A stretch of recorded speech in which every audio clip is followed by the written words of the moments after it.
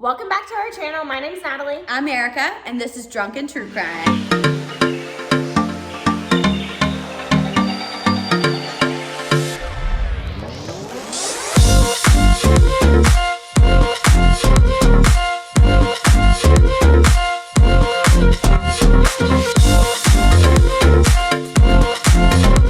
So a few disclaimers. One is that you're gonna see us in a different outfit than what you see us in the actual video, and that's because there was an error with our microphone. So the first half of the video, there is gonna be a little bit of static. Please just deal with us, I promise you. That does not last. Bear with us on it. Honestly, we couldn't retape it in time to still get it live. So this is us being honest with you. Hope you still watch it. Hope you watch it. Second thing is we're obviously talking about true crime. So there might be some details that are a little gruesome. Move it. The third one is that you might see us, laughing or dancing, and some people might take this as us making light of the case. That's not what's the going truth. on. No. Yeah, that's not what's happening at all. It's just a way we're just being ourselves on here and bringing, some sort of light to these terrible cases. And we want to get these cases out because they need to be known. And then the fourth one is, again, we're going to be ourselves, so we're going to be cussing, and that's just us. So. Okay, last disclaimer here, folks. The information provided by us in this video is for educational purposes. All information in this video is provided in good faith. The views expressed are our own personal opinions, and the details we provide are all alleged, and individuals are innocent until proven guilty in the court of law.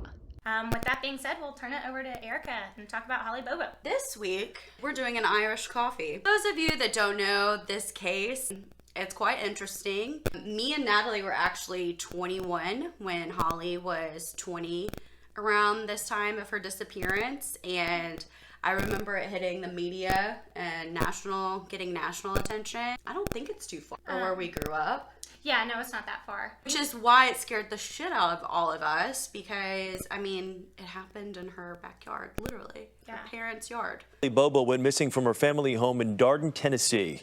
1,000 volunteers are taking part in the search for the nursing student, and authorities are asking the public for help in the investigation. Some wicked, evil person has come into our community, and they've taken one of our precious young people from us. Holly had been scheduled to lead the congregation in song for these very services. When it came time for the special music, she would have blessed all of our hearts with her singing. More than 1,000 volunteers have joined the desperate search through the thickly wooded terrain as authorities are developing new theories about Holly's disappearance. It might have been somebody close, somebody that kind of knew our routine of when I left, when she left, and when my daughter left to go to school. Police have not ruled out anyone as a suspect and have now turned to the public for help, asking residents to be on the lookout for anyone suspicious who may have recently cleaned or sold a vehicle. Over 250 tips have poured in, but few clues to follow. So far, investigators have found a handful of Holly's personal items, including her lunchbox.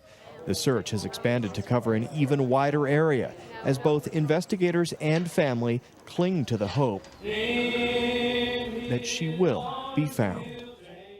Initial thoughts of the video? Yeah, so I do actually know a little bit about this case because a few girls in my sorority were good friends with her, actually. But I do remember just how devastating it was to the entire community. Her entire city really grieved from this. You can see her parents, obviously. That's just so heartbreaking. So Miss Holly Bobo was 20 years old when she disappeared. She was a nursing student at the University of Tennessee Martin Center in Parsons, Tennessee. At the time of her disappearance, she was living with her parents, both Dana and Karen Bobo, along with her brother, Clint Bobo. Family and friends described Holly Bobo as both sweet and shy, which I wish I could be.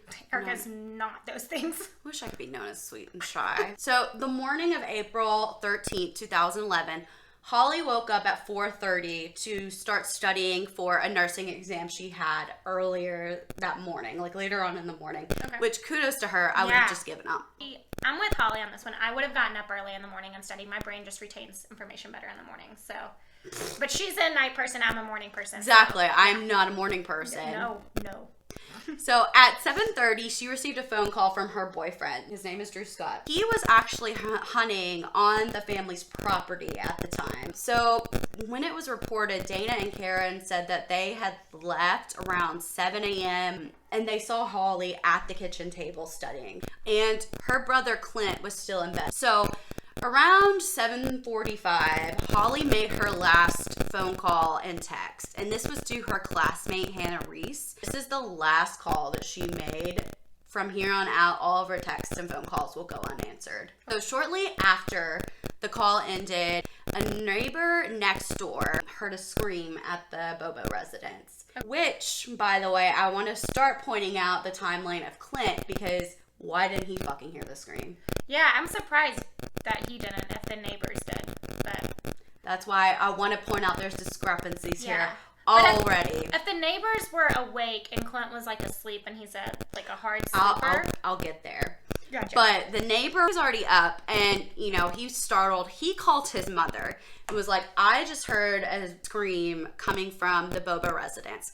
She got on the phone. She got on the phone and called Karen right away. That's how these women work. Get to work. Karen answered the phone and she's like, Karen, my son just heard a scream at your residence.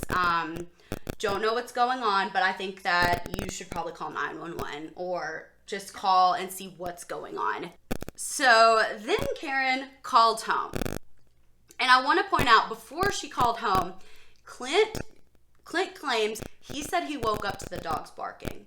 So Clint, it's assumed he was in his bedroom, and his bedroom is facing outside of the residence where he can look out and see the garage or the carport. Okay. So she spoke with Clint, and he went to his window and he was like, well, Mom, her car is still in the carport, which is alarming because at this point, I think it's like 8:15, 8:30.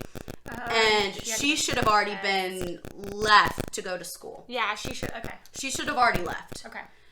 So Karen's freaking out at this point. She knew something was up because she's like, why is she still there? Yeah. She would have not missed this exam if you got up at 4:30. She was very dedicated to her schooling.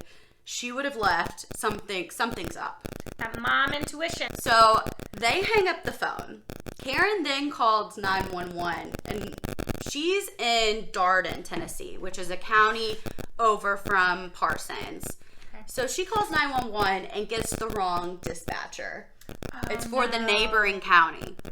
She gets Darden, she doesn't get Parsons. Yeah. So she had to hang up, call Clint back, and be like, you need to call 911. Yeah. So after the first hang up, Clint got up and went to the kitchen and looked out the window. And he says he saw Holly and a man he assumed was Drew Scott, her boyfriend.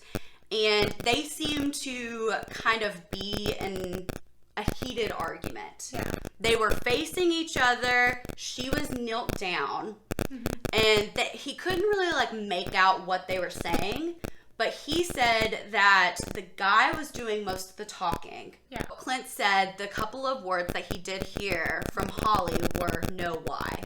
The reason he thought it was Drew is because the guy was in camouflage. Oh, and I forgot to point out, so when Drew called earlier that morning, he actually ran into someone he didn't know. He ran into a stranger while he was out there, and that's why he called Holly originally.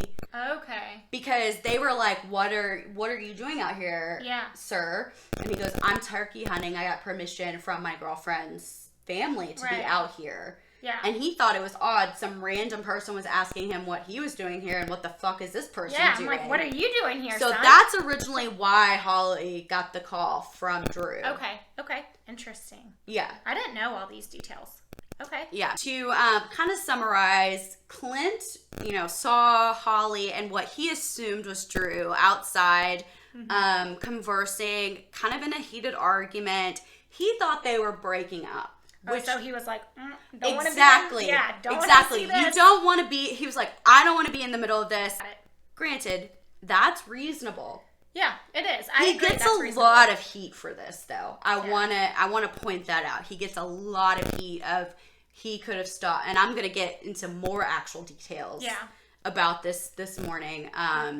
because it does become a little suspicious. You're like, why the fuck didn't you intervene quicker? Yeah. But it's hard to judge. Right. After the fact, hindsight's 20/20. Moving on, the disappearance continued. So after this, you know, Mama Karen, she called Clint back and was like, I need you to call 911. Yeah. Clint tells Mama Karen, I see Holly outside. I see her at a carport. Yeah. She's talking to Drew. They sound heated. Like, he explains what he's seeing. And she says, and I quote, that is not Drew. Go get a pistol and go outside and shoot him. Southern women. South. South, girl. Now, granted, he just woke up. Yeah. This is a lot of stuff to process. And he's like, Mama Karen, you want me to go outside and shoot Drew? Yeah. Are you serious? He's still thinking it's true. He's still not awake. In Mama Karen's defense, I'd been like, Clint, get your shit together. Why aren't you alarmed as I am? Yeah, like, get up, son. I'm telling you that is not Drew. That is not Drew. Like, get your shit together. That hurts, so that there are so many opportunities for this to have been stopped. And she tried everything. Yeah. So after Clint and Mama Karen hung up, and Clint actually looked back out the window and saw Holly and the man in camouflage walking on the tree line going into the woods. So at this point, Clint doesn't get a pistol. Yeah. He's like, I'm not gonna shoot Drew. I'm not gonna go out and shoot Drew. He goes, I'm gonna try something reasonable. I'm gonna call Holly. If she doesn't pick up, I'm gonna call Drew. Okay. So he does. He calls Holly, goes unanswered. Calls Drew, goes unanswered. Grew up with brothers, did not grow up with brothers. So Karen called Clint back. And Clint explained that he saw Drew. He still thinks it's Drew. Bless his heart. Bless his heart. But he saw them walking along the tree line and heading into the woods. She then tells Clint, you need to call 911 and then you need to go outside. Yeah. Get your pistol and go out as soon as possible.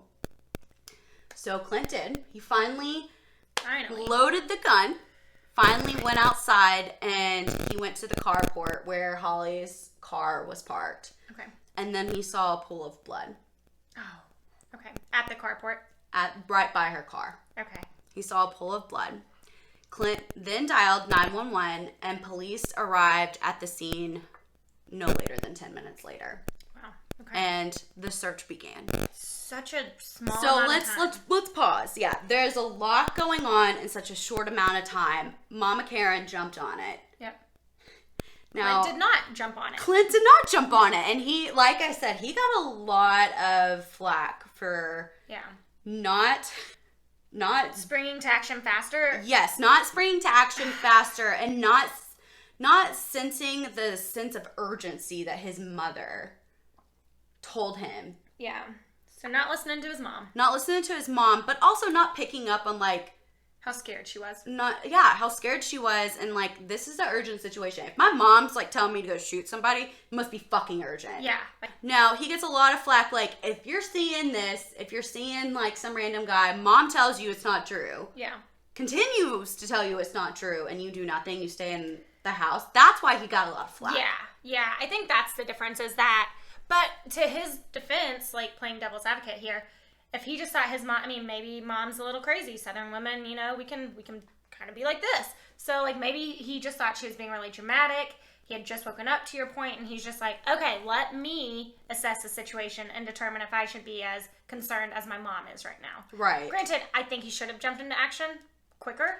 But, a lot quicker. I mean, think about what could have happened. Especially, like, going into the woods. Yeah. Like, think about, I hate to put this on him because I'm sure he feels so much guilt. I know he does, but, like, you know your sister needs to be at school. Yeah. You know she's a dedicated, like, hard worker. Yeah. Why is she going into the woods? Yeah. Why, after your mother tells you over and over again that's not Drew? Yeah. Unless he's completely naked. I mean, maybe he's an option. This is an option. Yeah. Maybe he sleeps naked and he's like, you had to have time. However, if that wasn't Drew, that's one way to fucking scare someone. Just wanted to point that out. But seriously, coming from someone who has, so I have 4 older brothers. If my mom were to ever call home to one of my brothers, even if they were like dead asleep, he would have gotten up immediately and been like, do what? Like, my sister what? Like, even if he thought it was true, he'd be like, do what? But she screamed? Like, she screamed? Okay, I'm out there. Exactly. Whether it's her boyfriend or not. And so, like, that part I'm like... There's a protective factor there. No matter if it's her boyfriend or not, you hear that your mother's telling you she screamed. Yeah. She should be at school. That is not true. Fucking go shoot him. Yeah. I just, like, that to me, especially being an older brother, that, I don't know. That part seems a little suspicious to me. Just, sorry, Clint, I tried to stick up for you, but no. Which I hate to put that on him. But... he's got to feel guilty. Yeah, I mean, he's got to feel guilty enough as it is. And I don't want to beat a dead horse because he's probably already heard it. He's probably, like, the community probably already, like, turned on him. The internet definitely turned on him, and I don't... can be mean sometimes. And I don't want to be another one of those people. I don't want to be adding to that at all. Adding fuel to the fire. Exactly. I don't want to be one of those people that's adding to his already guilt. He doesn't need to, So, the search for Holly Bobo. Like, hundreds upon hundreds of people volunteered to help with this search. I mean, it started immediately, which doesn't usually happen. Yeah. So, they set on horseback, on foot, and even ATVs to find Holly. And that's the fucking South, bitches. I was going to say, that's the most That is the fucking South. That is the most Southern thing that I've ever heard. But it's productive. Like we said, I mean, she lived on a bunch of land. I'm sure Parsons is very rural. Yeah. I said that right? Rural? I don't say it very well either, so we're not the right people. It's not a city. Yeah, thank you. It is not a city. Rural. I feel like I'm saying royal. I don't say it very well either, but rural. Rural? Fucking A. So, on April 14th, 2011, this is the day after she disappeared, volunteers found her lunchbox had an embroidered H on it. Yeah. So the lunchbox was found on Bible Hill Road. And this is not far from the Bobo residence, by the way, which I'm assuming was in her purse. Yeah. Okay. They also found a receipt with Holly's name on it. Found her card, like a student ID from her school. Okay. They also found her phone without the SIM card in it. Oh. It had been removed. And that's... Really? Yes. Lastly, the searchers found pink underwear. Women's pink underwear that they assumed was Holly's. I do want to point out that they found this underwear not far from one of the suspects I'm going to bring up's trailer. After these findings, the trail and the search kind of went cold from here. Investigators, they suspected that Holly had been involved in foul play and abducted by someone, but they weren't really sure what happened after. So when Clint was questioned about like the timeline and everything, he was asked what the description of the guy in camouflage looked like. Okay. He described him as a man that was 5'10", or between 5'10" and 6 feet tall, weighing about 180 to 200 pounds, having really, really dark hair, and wearing a baseball cap with hair kind of sticking out of it. Okay. Now, does this look like Drew? Does Drew have long hair? Drew doesn't have long hair. And Drew is not as tall. Okay. And not as big. Yeah. So, like, the height is kind of like give or take for me because I can't tell heights or anything, but the long hair. I don't know if I should bring this up. I'll bring it up again. But while I'm thinking about it, there are things on the internet saying that they find it interesting that this description does not match who the people that they arrested and convicted. Yeah, this does not match the description that Clint gave. So with little leads of the investigation, they turn, of course, police turn to local sex offender. I mean, it's a good start. Yeah, I mean, if you got to start somewhere, at least they're picking up leads and they're trying to find. Yeah, you gotta start somewhere. So they turn to the local pervert. His name is Terry Britt, and he did match the witness description. He did match Clint's description. What Clint said. So Britt was known to the locals as Chester the Molester, and he lived not far from the Bobo residence. When Britt was interviewed, he said he was home, and he said him and his missus were putting in a bath, they were trying to refurbish their bath. So I do want to point out, Britt called his wife while she was at work and was like, you need to come home that day of her disappearance. Okay. Randomly. Yeah. Didn't say why she needed to come. Didn't say why, Okay. but their alibi does check out. So Drew Scott, the boyfriend, was also investigated. However, his story checks out, his phone records, the alibi, they checked out really quickly. Clint Bobo was also looked into as being a possible suspect in the disappearance due to the fact that he was the last person that saw his sister. Yep. And he was also an eyewitness, so. Yep. But his story checks out. And after further investigation, he was cleared as a suspect. So all these people. So we've got Terry, Britt and his wife. We got Drew, the boyfriend. We got Clint, the brother. Okay, all cleared. All cleared.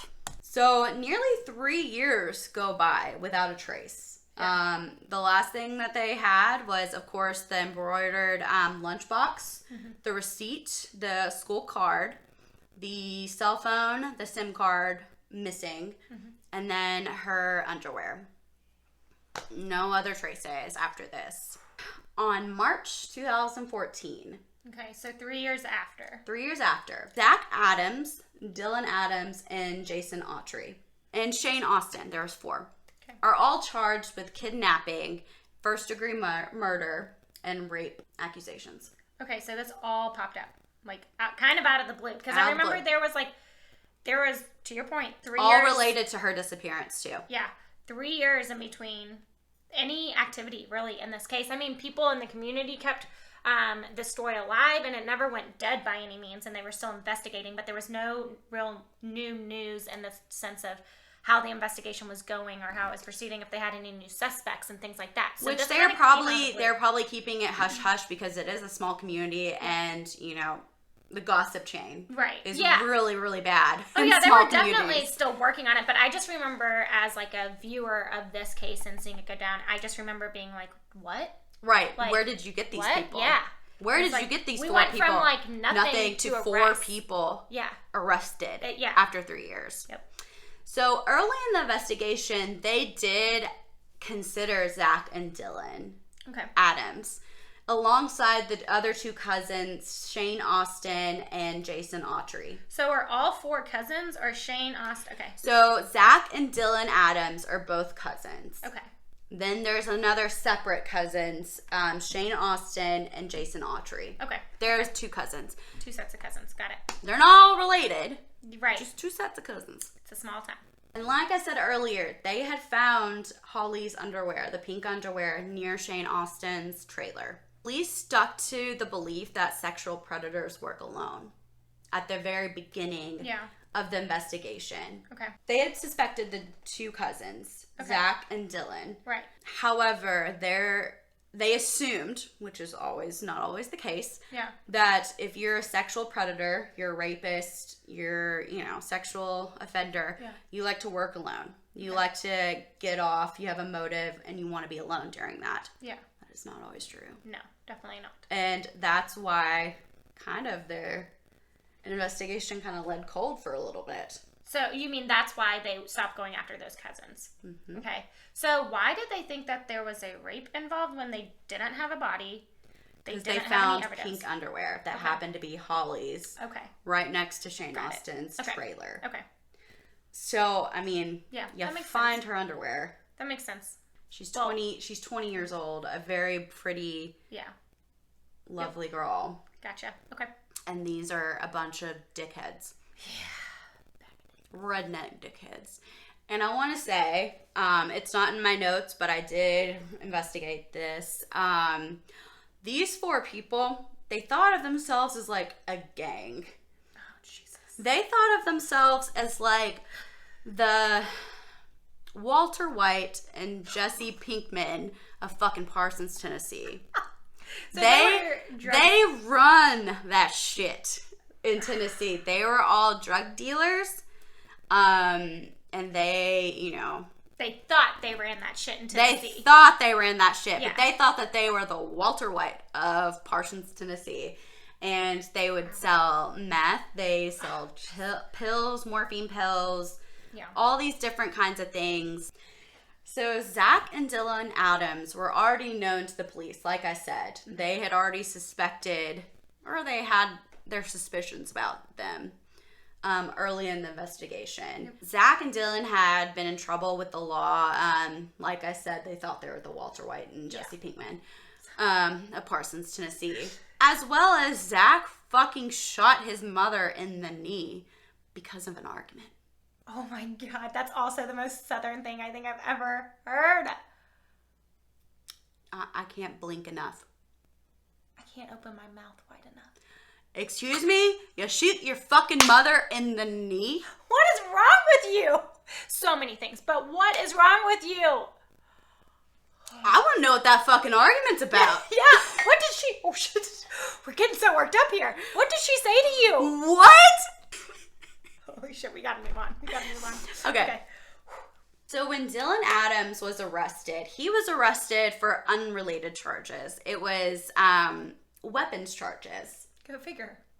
So they brought him in. They're like, well, we're just going to bring him in and we're going to charge him for like a possession of a weapon that he probably shouldn't, because I'm assuming since he's already involved with the law, he probably has a rap sheet and probably is already in trouble, which I shouldn't have. Yeah, probably on probation. They started questioning him about the disappearance of Holly. Smart. So Smart this police is officers. where the ball rolls. Yep. They're like, now that you're here, let's ask about this. Just saying. Smart. It's good police work. Oh, according to the affidavit, Dylan went to Zach Adams' house on April 13th, 2011, which is the disappearance, the day of the disappearance for Holly. And he said he saw some disturbing things. Dylan said in his confession on April 13th, 2011, the day of the disappearance, he observed some disturbing things. Okay. He said at Zach Adams' house, he saw Holly sitting in the middle of the living room in a green chair wearing a pink shirt, which is the pink shirt that she was wearing, the last thing that she saw, or last thing that Clint saw her in. So she's sitting in the living room in a green chair at Zach Adams' house with Jason Autry, one of the other guys, that's the other cousins, not the Breaking Bad cousins, but the other cousins, with just him sitting feet away from her. Okay. So Dylan said also in his confession that he saw Zach was wearing camouflage shorts. Okay. And that Zach confessed to Dylan that he had raped Holly Bobo and videotaped it. Okay. Fucking A. I was gonna say. Fucking A. Do we believe him though? We're getting there. Okay. So based on everything that the police had gathered from Dylan, the confession, the affidavit, on March 5th, 2014, the TBI, Tennessee Bureau of Investigation, announced that Zach Adams had been indicted of aggravated kidnapping and first-degree murder along with rape charges. Okay. And these are the same charges that were filed for from Jason Autry. Okay, for Jason Autry, right? Yeah, for Jason Autry. Okay. On April 29th, 2014. Okay. So Zach Adams was charged and indicted March 5th, 2014. Okay. Month later, Jason Autry was charged with the same charges. Okay. April 29th. And Dylan was kept out of this. So the search for Zach Adams' missing snuff film, basically, the sex tape, had led police... The rape tape? The rape tape. Like, yeah, let's call it what it is. Yeah, the rape tape. Had led police to 2 more suspects. Okay. So these suspects are Jeff and Mark Percy, Jeff's former roommate, Sandra King, claimed to have seen part of the video. Okay. So it is true that there was a tape. Okay.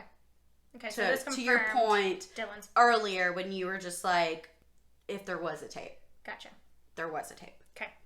According to Sandra. According to Sandra, according to these two other suspects. Okay, so the brothers also said that there was the tape. Okay. So this is what Sandra said. I had seen a woman tied up and crying, and she had looked like Holly Bobo. Okay. Meanwhile, Zach Adams is in jail. Yep.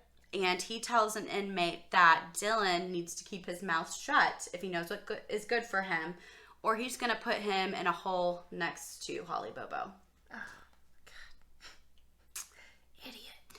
Along with this confession, jailhouse confession, he also told the inmate that, and I quote, "I ain't worried about the investigation because they ain't found no body and they ain't found no gun."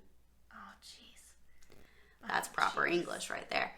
Yeah. So at this point, no one knew that she was dead. Yeah. Or how she was murdered. Mm-hmm. But no one had... I mean, People they'd assumed, yeah, but they didn't confirm that she was dead. So Dylan had provided the police with plenty of information. I mean, he was singing like a fucking canary. Thank goodness, though. Thank goodness, but he was singing like a fucking canary. And he also incriminated Shane Austin, who was another one of the two cousins, not the Breaking Bad cousins, but the other cousins. Okay. He had incriminated him as well in like all of the charges and everything. And Shane Austin, he wanted to strike a deal. Okay. He was like, "I'll lead you to her body if you give me immunity." Okay. So they go out. He shows the police where he thought Holly Bobo's body was buried. He's like, "I'm going to take you to her. I'm going to get this immunity." He led them to an empty patch, and they never found her body. Okay. Now, scared shitless, he's like, "Fuck, I'm not going to get immunity." Yeah. So this guy later goes down to Bartow, Florida, and in fear that he knew the prosecution was not going to hold up his immunity, he ended up killing himself. So at last, the police had arrested the men who, had kidnapped and murdered Holly Bobo. However, it was going to be months and months before they find her remains. Wow. Okay. So we had the arrest, and then it wasn't for months later until they actually find her body. Mm-hmm. Okay. Because remember, Shane took them to an open field but didn't find her body. Do we think it's because he didn't know where it was because he wasn't involved? I don't know. He was just scared. Okay. I mean, in some of like the confessions, he wasn't anywhere near. Like he didn't know. Yeah. He stayed back. Yeah. Yeah. And I'll get there, yeah. But he didn't actually go out and like witness her being murdered. Yeah. He didn't actually witness like what they did with her. Yeah. He stayed back at the house because he had a cable guy actually coming out to like fix their television. Okay. And he needed to stay behind. Okay. It was just assumed that like Zach and Dylan said stuff. Yeah. Where he thought he could find her. Okay. Okay. So on September 8th, 2014, Holly Bobo was finally found. I remember this. A pair of hunters found a bucket in the woods 20 miles outside of Darden. Okay. After further investigation, they concluded that the bucket that was found contained Holly's skull, teeth, ribs, and shoulder blade. Okay. In the bucket. Okay. And the skull had evidence of a gunshot wound on the left side of her cheek. Okay. So, homeboy who said, "I ain't scared because they ain't found no body and they ain't found the gun." Ain't found no gun, ain't found no body. Yeah. Now we found a body. Now we know she was killed by a gunshot, presumably. Yeah. Idiot. So the trial of Zach Adams began a few years later in September 2017. Okay. Jason Autry turned on his friend and insisted that he had not harmed Holly Bobo. Oh, okay. Autry said he had gone to Austin's house to buy meth and morphine pills. While there, he had seen Holly's body wrapped in a blanket and agreed to help Zach get rid of the body. Okay, so he did He is saying that he was involved. He was involved, but not in the murder. Okay. And also, this is where, so when he arrived, Shane Austin actually came out and was like, you guys need to get out of here and get rid of that because I have a cable man coming to fix my television. Okay, so that's how Shane was involved. That's how Shane was involved. He knew about the body. He knew she was wrapped up in a blanket. He said, you guys need to get out of here fast because I have someone coming. And that's why there was rushing when Jason arrived. Okay. Because he was just there. He's like, I want to buy meth and morphine pills. I just want to get high, bitch. Yeah. I didn't think I was going to get into... Then walks in on a dead body and gets roped into this shit. Yes. But he helps, which means he's equally as big of a douchebag. Yeah. So they had driven together to the Tennessee River where Adam said he would gut Holly's body. Oh my God, I swim in this river. So that her body would sink, but once they arrived, Holly began to move and groan. Oh, shit. Yeah. Autry said he would keep a lookout so that Adams could shoot her under the bridge. Adams then shot Holly to the left side of her skull. And this is what Jason Autry, when he was testifying, this is what he said. It sounded like boom, boom, boom underneath the bridge. It was just one shot, though, but it echoed. Birds went everywhere, all up under the bridge, and then it was dead silent. So throughout the trial, the defense accused the prosecution of deliberately delaying the case and failing to turn over evidence. The attorneys of the Adam boys, Dylan and Zach, also suggested that the prosecution exploited Dylan Adams' mental disability to coerce a confession. Yeah. I just want to point out, Dylan Adams had a learning disability and a below average IQ. His mother claimed that neither her sons had the focus or the intelligence to plot out a kidnapping. But despite the criticism of the prosecution, both Dylan and Zach were convicted. And in 2017, in September 2017, Zach Adams was sentenced to life in prison plus 50 years for first-degree murder, kidnapping, and rape. The following year, Dylan Adams entered a Alford plea, receiving 15 years for murder and 35 years for aggravated kidnapping. The charges against the Percy brothers were later dropped. This is Jeff and Mark who said that there was a tape. So many questions still remain about Holly Bobo's murder. Right. I mean, for example, there's still suspicions about Clint, her brother. Yeah. The description that he gave does not, and that's why I wanted to point out what they looked like. Yeah. Because it does not match what he pointed out. Yeah. The 5'10", the 6 feet, or weighing between 180 to 200 pounds with really dark hair that was longer that would stick out under a ball cap. Yeah. So there's a lot of stuff going on, but with these convictions of Dylan Adams and Zach Adams, the family finally feel like they have some sort of closure. Yeah. Yeah. I say this one's a hard one for me because, like, I want to believe that they have the right people in jail, and I want her family to have that closure because they've just been through hell and back. There's so many, like, unanswered questions, though. I just feel like... why the fuck? Like, why? And who was the person that was in the woods with Drew Scott? Yeah. Who was that random stranger? Could Drew, like, could he identify who was it any of those four?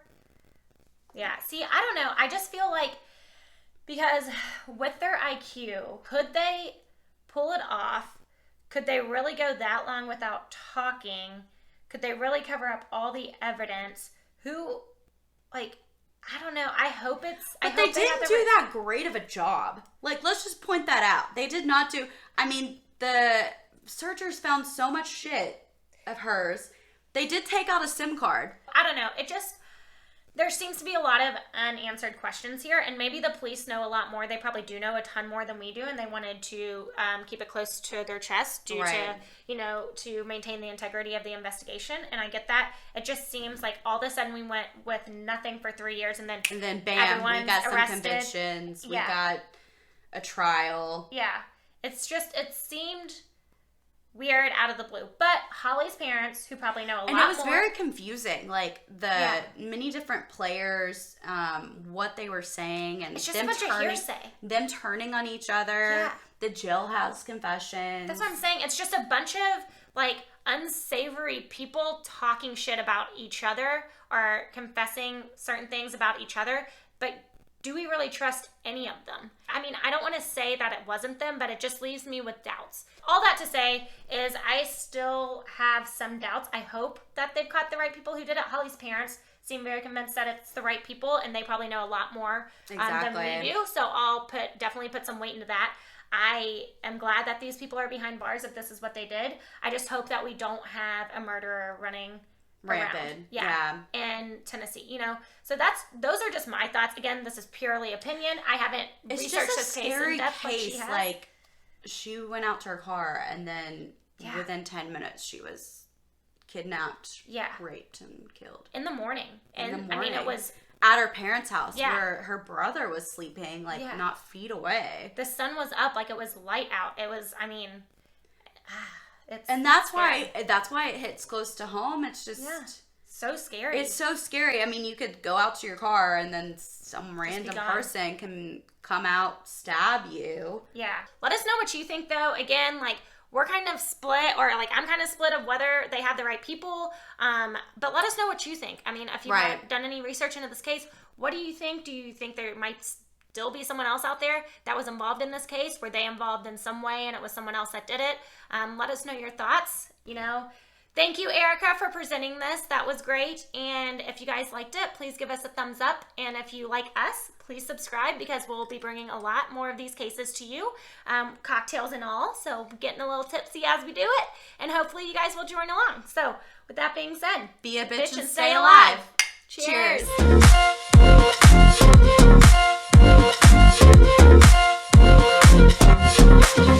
Brother, did I get this fucking wrong? I locked Max in the closet. Should we know that? I don't know what Southerners. I'm really confused. Okay. Oh, we've gone down quite the rabbit hole. Gross. Disgusting. Yep. Fuck you. Sorry. Okay, I tried. Spoiler alert. Continue. There's nothing scarier than a wang hanging out at 8 a.m. in the morning. I can do this. And then we're doing great today.